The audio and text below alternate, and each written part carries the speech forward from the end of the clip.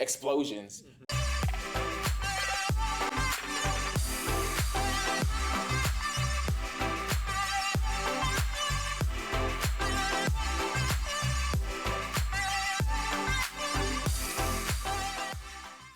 So today we're going to be able to have a conversation around social media, and I'm really excited for some of the things that we're going to get into. But before we get into some of our questions, I want each of you guys to show me your screen time for the week. Oh, No.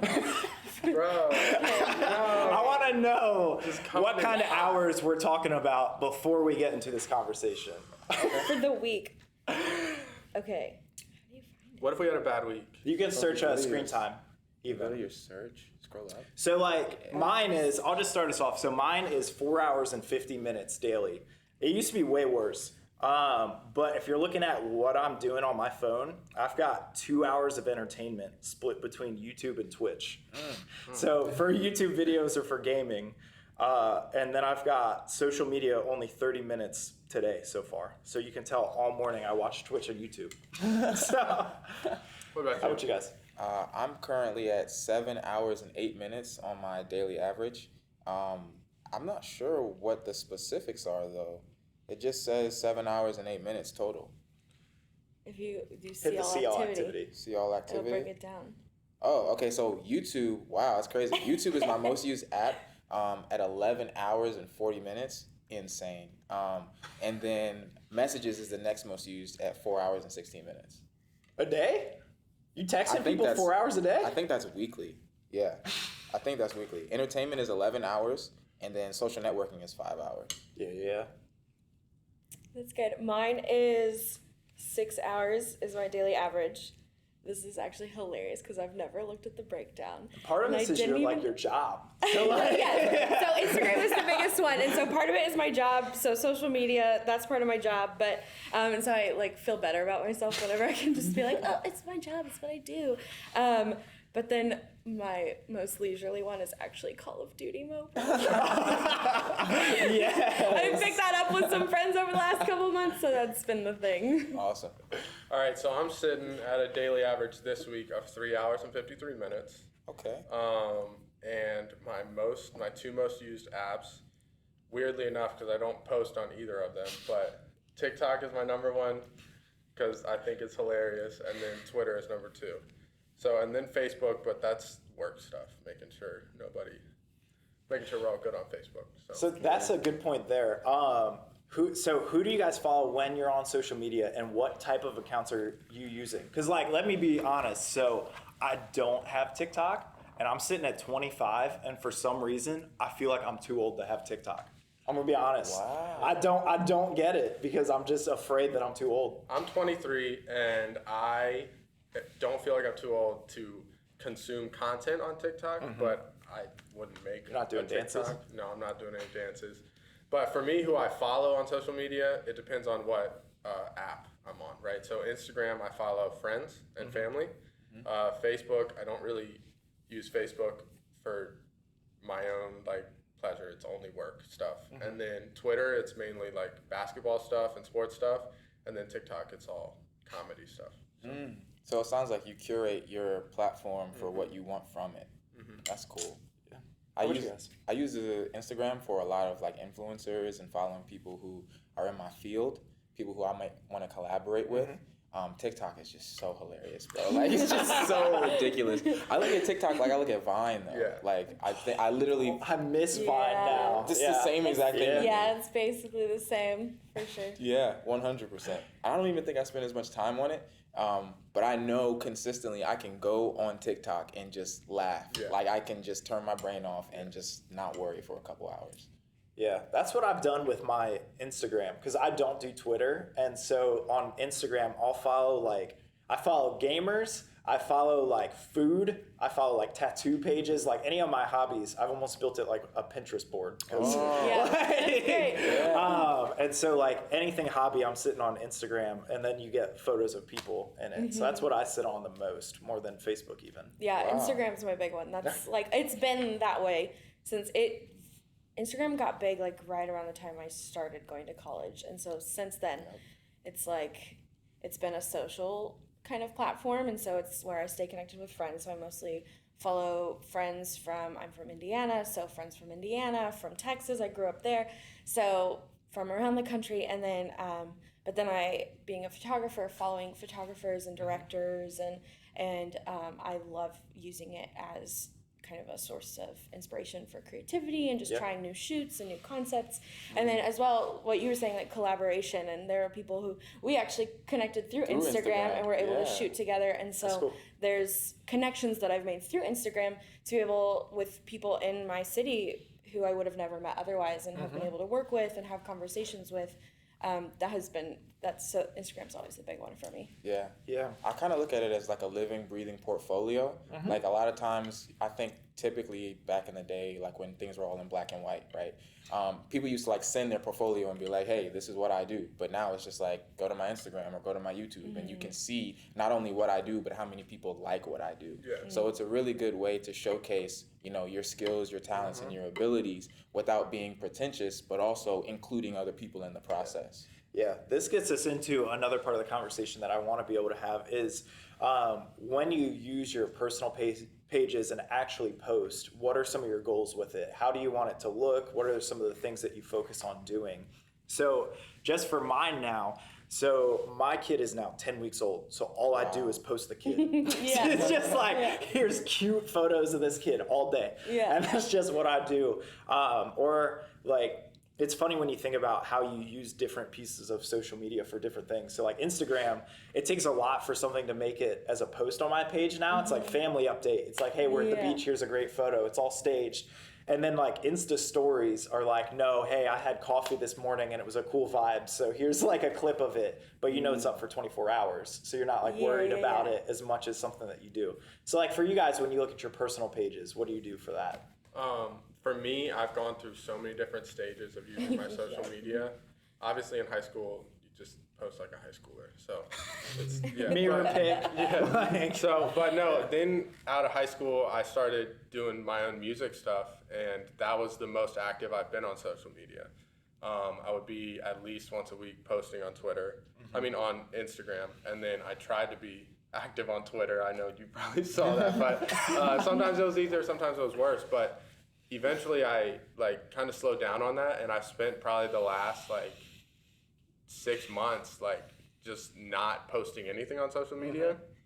And so I don't really know why. And I think basically for me, I'm trying to figure out what my motivations would be to post on social media now. Now that I'm not doing my own music stuff or anything like that, I don't really I haven't been able to find a good reason for me to post on social media. Unless I'm like traveling or something and I take a cool picture or something. So that's something that I'm trying to figure out actively right now, and that's kind of why I haven't been posting, because I don't want to be posting for any stupid reason. Well, it's actually really interesting that you say that, because when Abby and I worked together, she left me with something that like really stuck with me. Like some people can feel like they are either not on social media enough or they're on social media too much. And I think from our conversation, what I really got was like, it's a tool. So you use the tool doesn't use you. Yeah, absolutely. That's for me as far as, can you repeat that question again? Well, particularly for you both, I would love to hear the perspective. How do you kind of siphon out between your personal pages and things that you'll post there, and then the purposes of leveraging social media for photography or for modeling? How does that distinction come out for you guys? So for me specifically, I've always, brands, like that's a big word, influencers, that's a big word. I've never really desired to be either. I think part of it is because I'm like multi-passionate, and so it's like I want to commit to this thing and then that thing and then that thing, and so it's never felt right to just be a brand. So social media has always still felt really social to me, and I've always wanted it to portray just genuinely where I'm at, I guess. And so but even more so who I am, knowing God, being a Christian, and letting it kind of everything that I do flow in some way from that and through that lens. And so it's kept me from ever being like, oh, I'm this, I'm launching this business or whatever. And it's kept things more so just like, how can I encourage someone? How can I share what I'm doing, share the shoots that I'm putting together, but not make it about me and my business, but more so like how can I just be a space of light right now. And so in a lot of ways it's kept me from just, and it may just be me being non-committal in that way, but it's kept it where I can enjoy it, and it doesn't become about building something that I'm maybe not. I'm like the exact opposite, actually. Okay. I'm like literally like the polar opposite. I think what you said has a lot of weight and a lot of value, because you're saying like, I'm a human being, you know, I'm a person. Like, I'm not just this platform that I use, and like, you don't just come here to like take and take, or I don't come here to take and take. I just exist, and this is my existence, and this is how I love God, and this is how I love people. Cool. I believe that that's 100% where my intentions should be consistently on social media. I try to filter things through that lens, but I also try to make sure that as I'm filtering through that lens of being myself, I also drive people in a direction. So I look at social media as a tool oftentimes to point people where I want them to go, where I believe that I should be going. And if I'm not pointing them where I want them to go, I'm at least showing them where I'm going and how I'm getting there. Because I feel like sometimes people follow you because there's something about you or your page or your presence that they wish that they could experience or that they would like to add to their own life. So rather than make it about you just consume me, it's like, let me show you how I'm actually doing these things. You could stop watching me and just go do it yourself. Yeah, this gets me to the heart of something that I've been wrestling with. There's a book that I read a couple years ago called Reclaiming Conversations, The Power of Talk in the Digital Age. And the author is Sherry Turkle, and she brings this point that is hard to deal with, is this idea of, because we are in social media so much, and depending on the week, sometimes I'm on my phone like 8 hours. My screen time can be way up. And social media can kind of give this illusion of being constantly connected to other people, so much to the point that it can actually take away from that space for self-reflection, to just be and to really think about who I am as a person, like in my daily life, and not just how I present myself online. And so she makes this point that social media has trained us, instead of presenting that honest self-reflection, which you got into a little bit, Abby, about how you want your page to look, but instead it's teaching individuals to be about self-presentation, to be about, okay, not how am I actually being and living and doing right now, and how can I share that and be social with others, but instead it's training us to how do I want to present myself to others? How do I want others to see me? What image do I want to put out there? So she brings in that kind of problem. I don't know if you guys have anything that you want to comment on that, about how social media can hinder or help those kind of conversations and that dynamic there. I think for me, that's probably why I haven't been on social media as much, because I spent first of all, I've never been good at social media, but I spent like 3 or 4 years trying to use social media to that end. Yeah. And I was just tired of it. Like, I was just tired of trying to present myself in a certain way. And not even that the thing I was presenting was like truly that far away from who I actually am, but I was just tired of trying to present myself in a different way. And so I was just like, I just kind of got tired of dealing with that, so I stopped posting. Yeah. But then there's a part of me that's, as I've been working through that, it's like, okay, I'm not presenting myself to people this way anymore. But now, like, you have this pressure where it's like, well, nobody's like probably even thinking about me. Like, people who I don't see all the time, like, I'm just not even there. And so then there's a pressure of like, I should be posting something so that I'm just like at least announcing my presence somehow, but you're not. So I've been trying to work through that. So what you said makes a lot of sense to me. It does. It does make a lot of sense. I haven't been on social media in the past 2.5 months or something like that.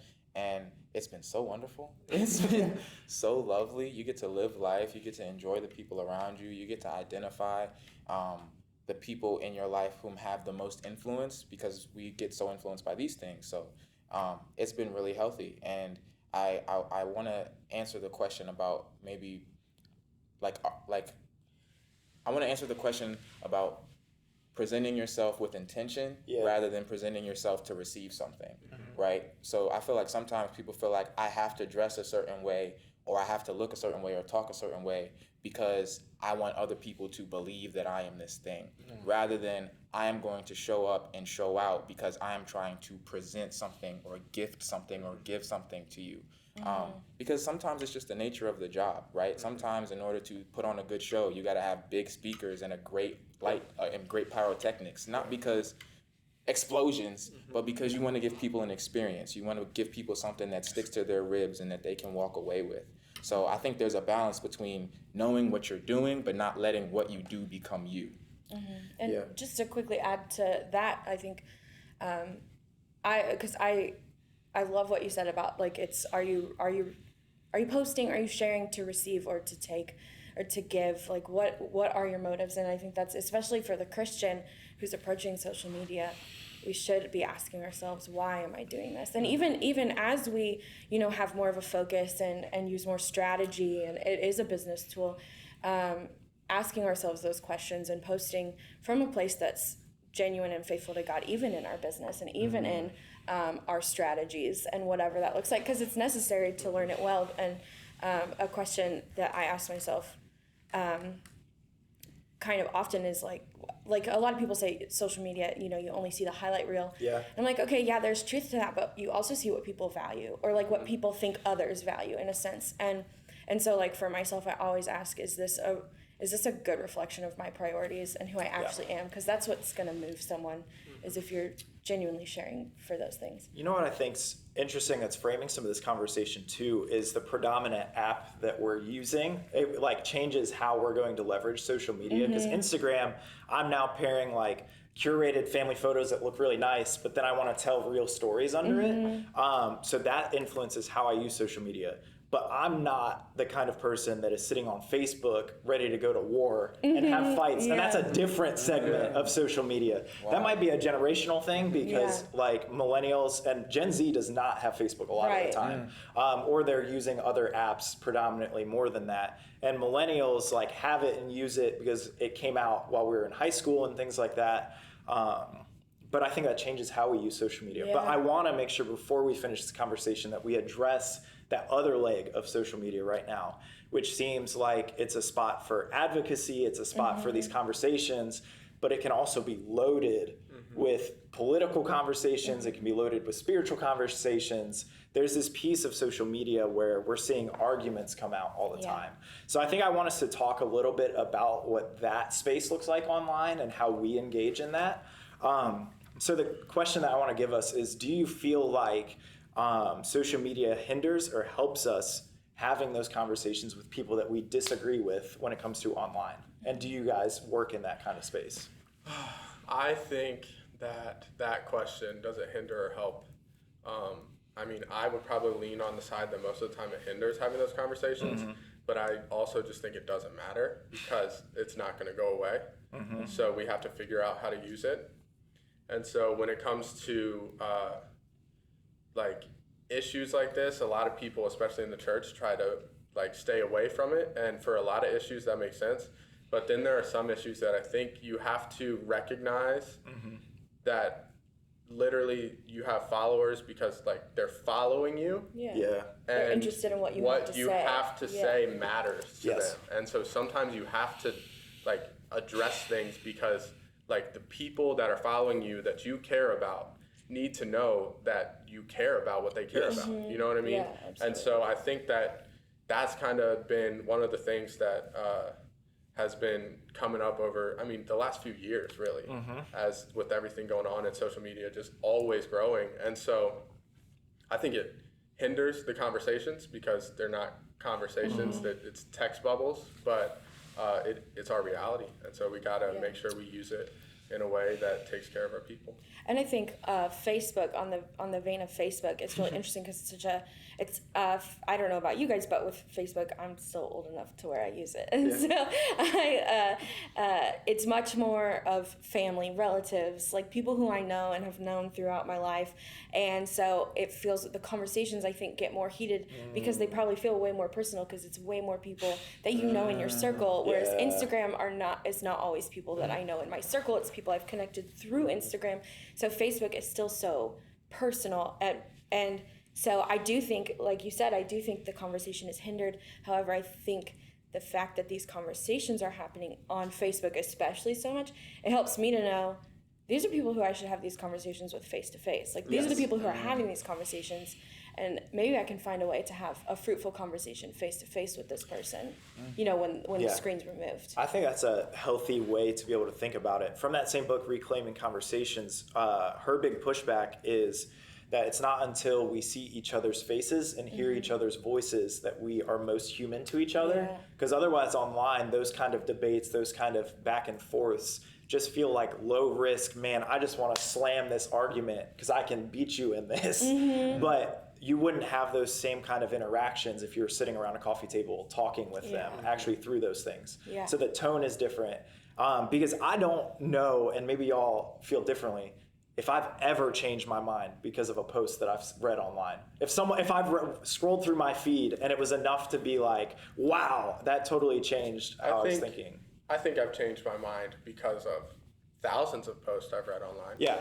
You know what I mean? Yeah. Like when you look up and you, I don't know if I've ever like just straight up changed my mind, but I've had an influence, right? Like there's, you run into new issues, all over the spectrum, like whether it's what we've been dealing with this year a lot with race relations, or you're talking about like all the issues that people go through on social media. When like it can be sports issues, it can be like literally anything. If you see so many people saying certain things and you haven't formed an opinion yet, I think that's kind of where like it can be really helpful, especially if the things that the majority are saying are what's right. Does that make sense? So like I said, even like from really important issues to like my opinion on a certain sports team and if they're better than another, you know what I mean? Stuff like that. I always thought it was really interesting how when social media really came into prevalence, they called the thing that you interact with your feed.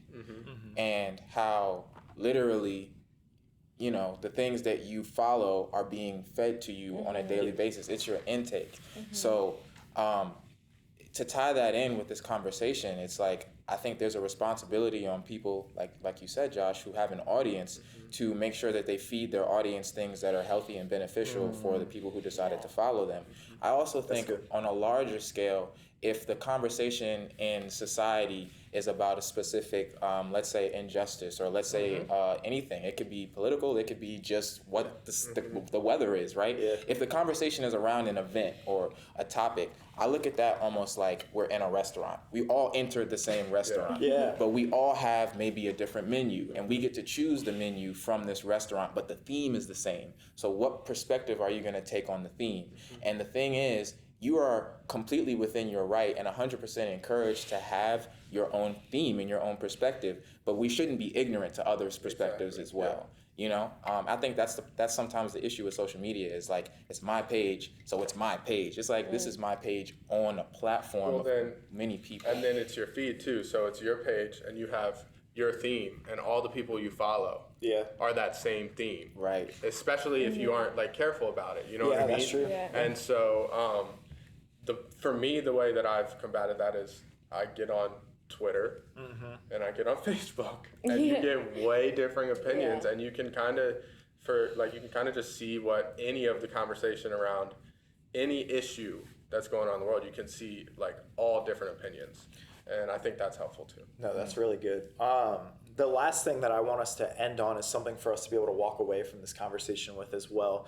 What do you think are some of the things that we as Christians have responsibility-wise in leveraging social media? Whether it's how we take care of ourselves and present ourselves, how can we lead the gospel forward in it, how can we be an advocate like we've talked about, and share our voice in those spaces? What do you think some of those things are for you as a Christian on your page? I actually feel really strongly about this one, so I'm going to speak very calmly.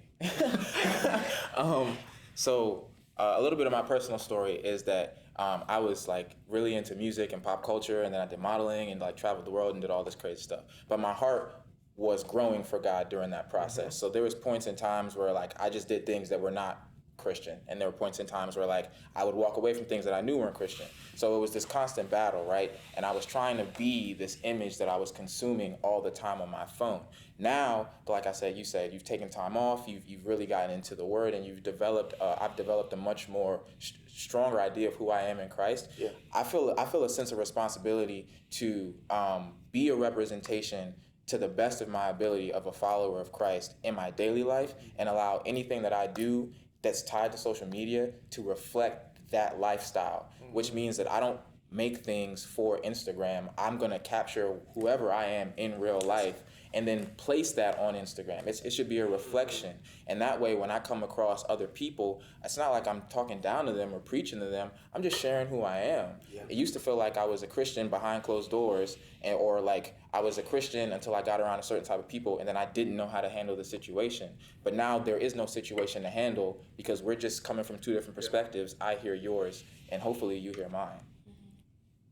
Yeah, that's good. I think one thing that I really focus on is it just because it's technology and it's new, we can still serve people through it. And that sounds like really extra spiritual and Christian-y, but it is like you can share the word. You can be an example in the way that you communicate. You can care for others through it. You can use it as a tool to create new friendships. Like there is possibility for connection. And so I think just like anything, it's a tool, and your interests in the same way are tools to connect with a hurting world. And so that's where I've found I share the things I'm interested in that don't have anything to do with church. So it might be pop culture. It might be the podcast I'm listening to, because that might connect with someone who doesn't know Jesus, and it's a friendship, and it creates a friendship that might not otherwise be there. And if I'm a Christian, they're gonna see if I am seeking God and my character's following, like they're gonna see that, and I've seen those conversations take place, and it's so cool. And so I'm like all about networking through social media, especially for Christians, because it's like be present, be vocal on there in a way that reflects your faith. Yeah, I love that. I'm actually challenged walking away from this conversation to be able to think about, man, how am I going to leverage my social presence not only for the voices I'm going to take in and receive because I'm consuming through that feed, but also, man, what version of Jesus am I showing about how God has changed my life based on what I'm putting out there? Yeah. So if I'm only putting out hateful posts, if I'm only putting out anger, and I'm not sharing, or even on the flip side, if I'm only sharing curated, this is how I want to present myself, and not giving people insight to that honesty of what it's like to wrestle with some of these things, I think we can go to both ends of that spectrum of how we're trying to use our social media and adapt that into what does Christ have to say about how I'm going to do this, and how can I show people an insight to what Jesus is doing in my life through that kind of social platform. So there's obviously way more that we could say about this. I love this conversation where it's gone, but I think the place that I want our people to land with is to really be thinking, who are the voices that I'm taking in when I'm choosing to follow people, and how does that change me? And then also, how am I presenting myself, and how do other people see the gospel because of what I put out? Yeah. And I think that's something that we can walk away with and maybe change how we post because of it. Absolutely.